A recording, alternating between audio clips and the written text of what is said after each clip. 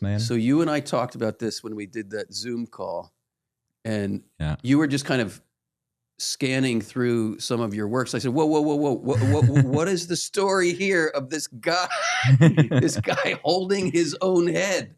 Please explain for our viewers here. Yeah, so this is one of my sculptures. It's a life-size figure sculpture. It's made of clay. So what, about 6 feet tall, like if he had his head on the top? Maybe 5'10" if he had his head on. Okay. Yeah, and then the head's gone, so the sculpture stands something like 5'2" or something. You put it on a pedestal, you can get it up there. It's all good. So yeah, this is one of my pieces. I decided to make this sculpture because I really love this story. So I live in Florence. I've lived in Florence for 4 years, and I really love it there. And in Florence, one of the oldest churches in the city is the church called San Miniato al Monte, which is San Miniato in English is like Saint Minius, but I just call him San Miniato because because you live in Italy. Because I live in Italy, and that's his name. So San Miniato al Monte is San Miniato at the on the mountain, and that's where the church is. It's on a hill just outside the city. And the story for the namesake of the church, San Miniato, it's really fascinating. I really like it. It's a mix between history and legend, oral tradition and written tradition. It has a flavor of myth, and it has a flavor of realism. And for believing folks like ourselves, I'm inclined to believe what happened. I have many people I tell the story to, and they try to they take it with a bit of more of a right. Where they take it with and the story is So the story is this. San Miniato is probably from Armenia. He lived in like the year 250 AD in Florence, which was then like a Roman city. And while living in pagan Roman times as an outspoken Christian, it's usually not going to end well for you, typically. So he had the honor of martyrdom, just like many other people in that time period, in that time place. And how'd they kill him? So they tried it a couple times. They tried to burn him. They tried to throw him to the lion's den. They have all these ways. They never work. And so eventually they decided to cut his head off. So what happens is they cut his head off. And in response, San Miniato, he bends over and he picks his head up, as you do. And he walks with his head from the center of the city uphill to just outside the city, where he had a hermitage. He was living as a hermit on top of this hill, and there he dies. So he walks with his head uphill to his hermitage and dies there. And now on that very same plot of land is the church of San Miniato al Monte, which is a gorgeous, gorgeous, gorgeous medieval Romanesque style church. I like that story because I don't know, I'm quite fascinated with eternal life and resurrection. Being a mortal human with cosmic shame, we have that fear of death, and yes. So it's kind of interesting to think about, resurrection, eternal life. I think that this story is cool because, like, even in a comic way, the thing that's supposed to happen after you get your head cut off doesn't happen. Like, usually you get your head cut off, you die.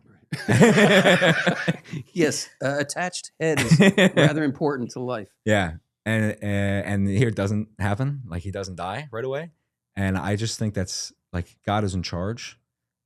God decides when things happen. You don't decide when things happen.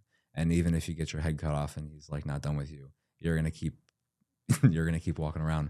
Something and it's like very about hopeful. This story, even suppose it's a legend. Suppose it didn't really happen this way, but even if it didn't, the fact that this story is still told today is making a point. Yeah. And what I see is, like, I got to get back. They just cut my head off, but I'm not going to die until I go back to the place where I learned not to fear death. Yeah. In my monastic life. Yeah. Where I gave myself entirely to the one who called himself the resurrection and the life. That alone, like it's that boldness. Like, I'm not afraid of you cutting my head off. Yeah. And the reason I'm not afraid of cutting my head off is because I discovered who I really am, and who made me, who he really is, and that he's the resurrection and the life. And I'm marching right back up there with my head to be at peace where I found my peace. Yeah. I love. Yeah. And I really like that it's a hill that he has to walk up. Like symbolically speaking, I think that's very powerful because like, this is how I think of it. Like in the moment where the sculpture exists now, the head's off. And so he's already done the martyrdom. He's already done it. Like he's got his head cut off already. Like his journey on this plane is coming to an end. And for me, the ascent up the hill acts sort of like as a symbolic parallel to, you know, his ascent into heaven. And so in the piece, I tried my best. It's always an attempt, but I tried my best to put a little something in the portrait and the expression of the eyes and the face to hint at him looking up, looking up into the light, into the sky, you know, brilliant, the heavens. Look at the veins on his right arm there. Yeah, and there's a lot of irony. I like irony sometimes in pieces, you know, because like, so the veins are functional on a symbolic level, as well as just looking cool, right? You know, like the thing. I wanted my sculptures to look cool, but I also want them to function. So the blood rushing through the veins at such a degree, it tells you that he's alive, you know? Yeah. Oh, of course. The point is that he's alive. Sure. The expression, like I couldn't have him looking as though he was dead. Right. The expression needs to be awake. There needs to be a connection with the body still. I mean, even like, this is just something for me, I guess, but his mouth is open and it's like he's panting, like when you walk uphill, you pant. But the irony there is that, well, his neck isn't connected to his lungs. So how is he panting? But even still, like I like that irony, and I like those tells that this is a living person. Yes, and that he's not dead. And he's looking towards the heavens. I love that. He's looking towards the heavens, and the ascent up, like he has to be uphill, you know. So where is this housed right now? This is a almost 6-foot sculpture. You know, it's not like you have it in your closet. Yeah, no. So the way that sculpture works is you know, most people don't know this unless you're sort of intimately connected to the process. Right. So to make a sculpture, you make it in clay first, typically. You know, you can be working in stone. That's a different story. How I do this, I make it in clay, and then you have to make a mold, which is a combination of silicone that goes all over the clay, which captures the detail.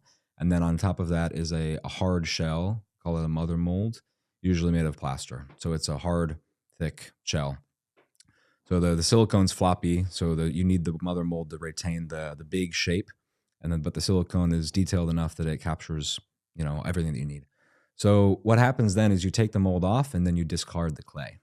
Clay is not a sustainable material. Like it dries out, it becomes dust, it crumbles. You can't just put it somewhere to be displayed. Now you could fire it like a ceramics. Right. It becomes terracotta. But the way I do it is I have a metal armature underneath the clay that holds up. What are we looking at here? Is this the clay? This is the clay, yeah. So you see the bars on either side? Yes. That's the armature. And inside that is a skeleton. It's a metal skeleton made of aluminum wire. And that's the substructure upon which you put the clay and make your piece. So you couldn't put that in a kiln. Plus it's 6 feet tall. Like there's no kiln big enough. Right. The metal inside would explode and wouldn't be good. So anyways, what I do is I make a mold. I take it off. You discard the clay. So is this discarded? What we're looking this doesn't exist This does not anymore. Exist anymore. Yeah, That's correct. sad to me. Isn't that kind of it's sad to me too. Yeah, it's always a little bit of a pain, you know? But I like to say like what dies in clay is reborn in bronze because you take that mold and then you cast it in Has this been material. casted? No, it hasn't been cast yet. I only finished this like 3 weeks ago. This is my most recent wow. This is my most recent piece.